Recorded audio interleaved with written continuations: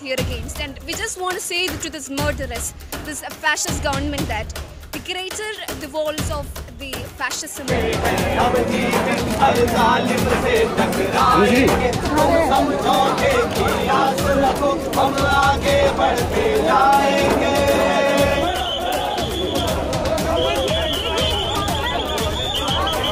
देखिए, ये प्रदर्शन जो है चल रहा था और यहाँ पर अभी इनको हटाया जा रहा है। प्रदर्शन करने की इजाज़त नहीं है, लेकिन हमें रोकना नहीं है, हमें कंटिन्यू करना है। ये इंडिया जो है वो कोई धार्मिक देश नहीं है, इंडिया हिंदू राष्ट्र नहीं है। यहाँ पे जो है देश है। आप पहले 80-20 का नारा देते हैं, बाद में आप 80-20 का खेला करना शुरू कर देते हैं। आप एक खास कम्युनिटी को टारगेट करते हैं। यहाँ के मॉस्क हैं, उनमें उनको डिसेक्रेट किया जा रहा है, उनको तोड़ा जा रहा है। अजान के बीच में रुकवा के वहाँ से हिंदुत्ववादी और इस्लामोफोबिक नारे लगाए जा रहे हैं। तो देखो, मैसेज हम ये देना चाहते हैं कि हमारी संस्कृति बहुसंस्कृति है, it is a plural culture, और ये हिंदुस्तान का जो सिविलाइजेशन है, इसमें आप लोगों को कम्युनल लाइंस पे डिवाइड नहीं कर सकते हैं। जिस तरह का जहर घोल के लोगों को आपस में लड़वाने के लिए किया जा रहा है, उसके हम सख्त खिलाफ हैं।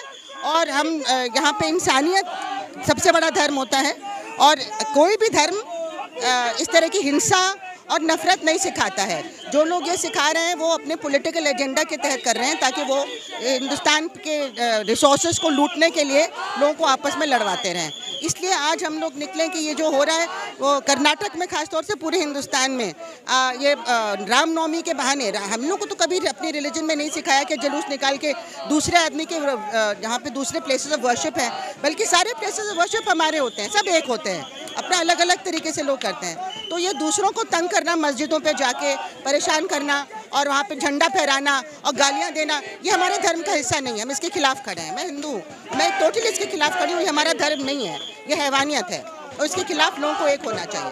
जेएनयू में भी भगवा क्लिक करके टांग दिया गया। खाने पीने में आप क्यों वहाँ पे इंटरफियर कर रहे हैं कि क्या खाना है लोगों को? आप अपना जो खाना है खाइए, आपका वेजिटेरियन खाना वेजिटेरियन खाइए, आप किसी और का नॉन वेज खाना नहीं रोक सकते। और सारा इशू वही था, और ये झूठ बोल रहे हैं कि किसी ने पूजा में विघ्न डाला।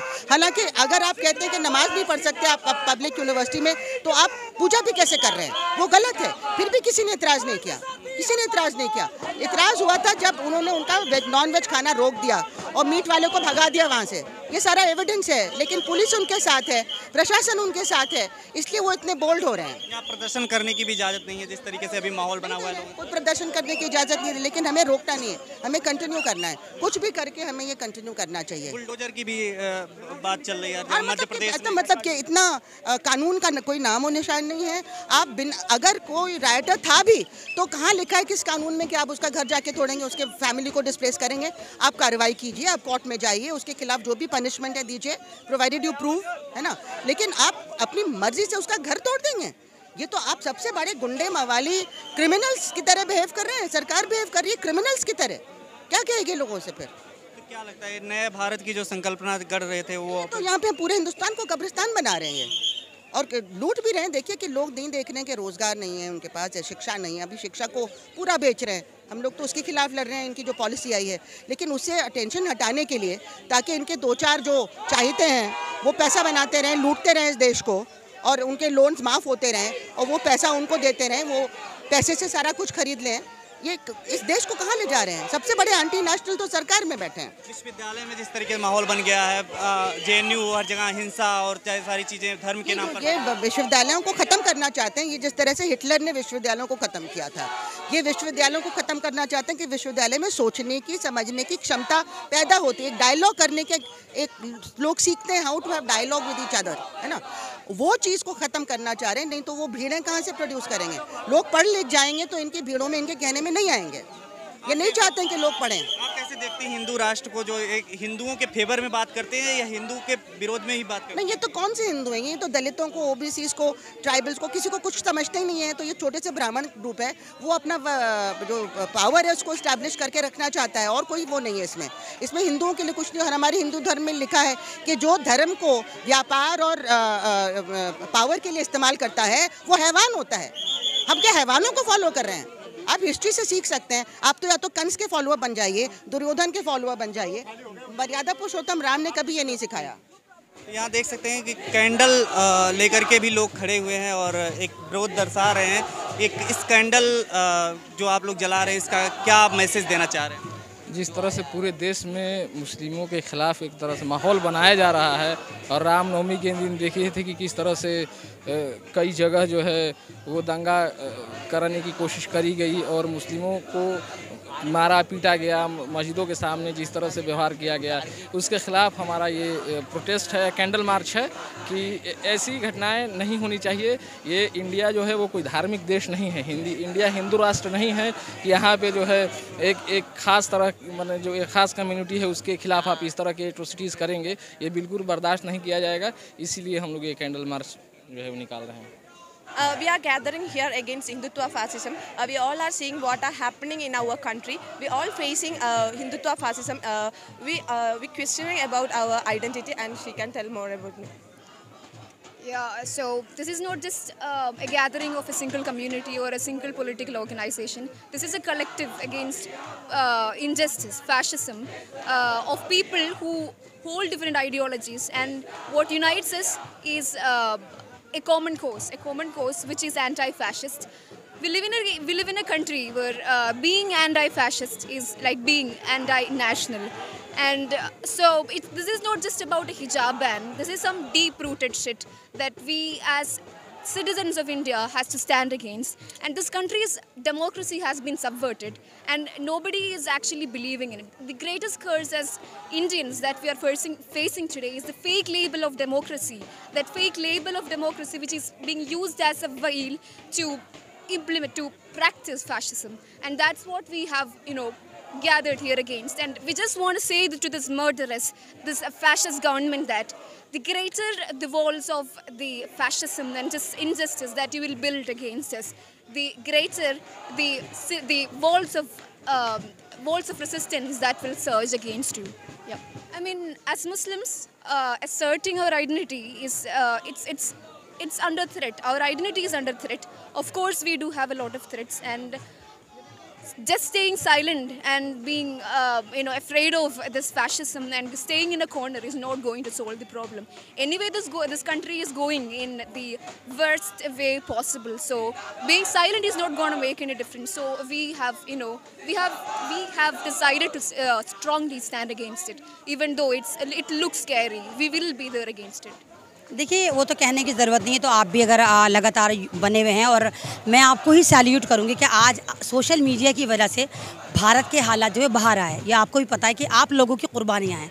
सोशल मीडिया अगर ना दिखाता तो ना पता चलता कि दलित मूंछ रखने पे मारा गया। सोशल मीडिया ना होता तो ना पता चलता किस तरह हाथरस में बेटी के साथ हुआ। सोशल मीडिया ना हो तो हमें शायद कुछ ना पता चलता। भारत में सब कुछ चंगा सी ये स्ट्रीम मीडिया दिखाता रहता, और जिस तरह स्ट्रीम मीडिया सब कुछ चंगा सी दिखा रहा है, पाकिस्तान के प्रधानमंत्री नहीं रहे, भारत में लीमू 400 रुपये किलो है वो नहीं बता रहे, भारत में पेट्रोल 125 रुपये किलो ये नहीं दिखा रहे, आलिया खान ने शादी कर ली, आलिया ने रणबीर से शादी कर ली। तो ये ड्रामेबाजी नहीं करनी चाहिए। भारत एक लोकतांत्रिक देश है। आप पहले 80-20 का नारा देते हैं, बाद में आप 80-20 का खेला करना शुरू कर देते हैं। आप एक ख़ास कम्युनिटी को टारगेट करते हैं। यहाँ पर हिंदू मुस्लिम नहीं हो रहा है, ये खाली सी मुसलमानों को टारगेट कर रहे हैं, और सेम स्ट्रैटेजी हर जगह आप सर्कुलेट कर रहे हैं। वही आपने राजस्थान में करी, वही आपने मध्य प्रदेश में करी, वो आप उत्तर प्रदेश में करें, वही आप बिहार में करें, वही आप कर्नाटक में करें, वही आप दिल्ली में करने की कोशिश करें। तो इस तरह नहीं होता है। भारत एक गुलदस्ते की मानंद है। क्या चला जाएगा? आपका खून, मेरा खून, इनका खून, सबके खून एक ही जैसे तो हैं। यहाँ पे दलित का क्या मतलब है, या मुसलमान का क्या मतलब है, या किसान का क्या मतलब है, या जवान का क्या मतलब है? अरे भारत एक गुलदस्ते की मानंद है, तमाम लोगों का ये भारत है, तो इसमें चैन से नहीं रहा जा सकता। परसों आप ये देखिए कि भीमराव अंबेडकर साहब की जयंती थी, और जिस तरह भारत का तमाम लोग उमड़े और जिस तरह पुष्प अर्पित करे गए भीमराव अंबेडकर की चरणों में, तो मुझे ये लगा कि एक दिन ड्रामा करने की क्या ज़रूरत है। क्या भीमराव अंबेडकर का संविधान सिर्फ एक दिन के लिए उन्होंने बनाया? उन्होंने कब कहा कि मेरे कदमों में आके फूल चढ़ा? उन्होंने कब कहा कि मेरी जन्मतिथि को एक उत्सव बना? उन्होंने कहा भारत के माहौल को एक उत्सव बना दो, तमाम लोगों की इक्वालिटी की तरह लगाओ, तमाम लोग बिल्कुल एक साथ रहें, मिलजुल कर रहें। लेकिन ये सरकार मुद्दों से भटकाने के लिए, महंगाई से भटकाने के लिए, डेवलपमेंट से भटकाने के लिए, जिस तरह भारत को बेचा जा रहा है, बर्बाद करा जा रहा है, उससे हटाने के लिए ये सिर्फ मुसलमान कर रहे हैं। लेकिन हमें पता है आज भी भारत में मेरे जो नॉन मुस्लिम भाई हैं, जो संतरेबाज नहीं हैं, जो भगवा नहीं हैं, वो ऐसे हैं, वो मुसलमानों को बहुत फेवर करते हैं। और आप अगर देखें, अभी भी राजस्थान में एक लेडी निकल कर आई जिसने 15 मुसलमानों को अपने घर में बचाया, पनाह दी, नहीं तो वो मारे जाते। तो आज भी इंसानियत जिंदा है, शायद इसीलिए आज भारत जिंदा है। लाउड स्पीकर स्पीकर की बात हो रही है और रंग की बात होती है, भगवा और हरा और केसरिया, तो ये क्या लगता है कि मतलब कि किस ओर हमारा कंट्री जा रहा है? ये जा नहीं रहा, ये भेजना चाहते हैं भारत को एक बार फिर अफ्रीका बनाना चाहते हैं। जैसे अफ्रीका में गुर्बत है, ये चाहते हैं कि कुछ लोगों के हाथ में पूंजीवाद आ जाए, कि पूंजी कुछ लोगों के हाथ में आ जाए और आप और मैं पूरी भारत जो है वो एड़ियाँ रगड़ रगड़ के मर जाए।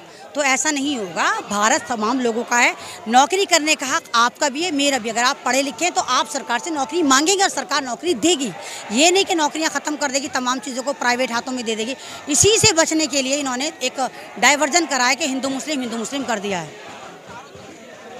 क्या कहना चाहेंगे, इस देश में इस तरीके का माहौल बनता जा रहा है, माइनॉरिटीज़ जो ऐसे पर्टिकुलर सेक्शंस ऑफ सोसाइटी हैं जो मार्जिनलाइज्ड हैं, उनके खिलाफ एक वायलेंस का माहौल बनाया जा रहा है। नवरात्रि में आप देख रहे हैं किस तरीके से देश में particular places of institution of worship जो मुसलमानों के मॉस्क हैं उनमें उनको डिसेक्रेट किया जा रहा है, उनको तोड़ा जा रहा है। अजान के बीच में रुकवा के वहाँ से हिंदुत्ववादी और इस्लामोफोबिक नारे लगाए जा रहे हैं। तो इस देश में जो इस तरीके का माहौल, डर का माहौल है माइनॉरिटीज़ के लिए, क्या यही हमारे देश के विधाताओं ने, जिन्होंने देश को बनाया था, क्या यही देश हम लोग चाहते हैं एज सिटीजन्स, एजुकेटेड सिटीजन्स, क्या हम यही चाहते हैं आगे देखना?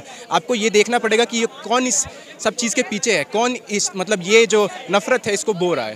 हिंदू मुसलमानों के बीच में नफ़रत बो के किसको फ़ायदा है, किसको इलेक्टोरल गेन्स है, सिस्टमिक गेन्स है, किसको है, वो हम लोग को सबको देखना पड़ेगा। कई सारी चीज़ें चल रही हैं, राम के नाम पर चीज़ें चल रही हैं, लाउड स्पीकर की बात हो रही है, भगवा और रंग की बात हो रही है, इसी बीच बुलडोजर भी चल रहा है। इन सब चीज़ों पे क्या कहेंगे? बुलडोजर जो चल रहा है, बुलडोजर किस चीज़ पे चल रहा है? बुलडोजर जो चल रहा है, क्या आपको लगता है किसी खास कम्युनिटी को उसमें टारगेट किया है? जी एकदम टारगेट किया जा रहा है, पर्टिकुलर कम्युनिटीज़ को टारगेट किया जा रहा है। और शुरुआत से आप देखते आएंगे, जब से ये पर्टिकुलर सरकार RSS BJP की सरकार जब से सत्ता में आई है, तब से कम्युनिटीज़ को टारगेट तो किया जा रहा है। इन लोग की एंटायर राजनीति ही यही है, हिंदुत्ववादी जो राजनीति है वो राजनीति है politics of seclusion, differentiation and marginalisation of communities. इस तरीके की जो एनवायरनमेंट है, ये नफरत का एनवायरनमेंट है, इन लोग को इससे फ़ायदा हो रहा है। तो ये इसी तरीके की राजनीति को आगे बढ़ाना चाह रहे हैं और ये भुला दे रहे हैं जो अलग अलग सेक्शंस ऑफ सोसाइटी, दलित्स हैं, पिछड़ी जाति के, उन लोग को कितना नुकसान है, उसके बावजूद भी ये नफरत जब लोगों में घोल दिया जाता है तो उनको सब चीज़ भूल जाता है, बस उनको मंदिर मस्जिद यही इशू याद रहता है। खबरों में बने रहने के लिए फोरम 4 को सब्सक्राइब करें और नोटिफिकेशन पाने के लिए बेल आइकन दबाएं।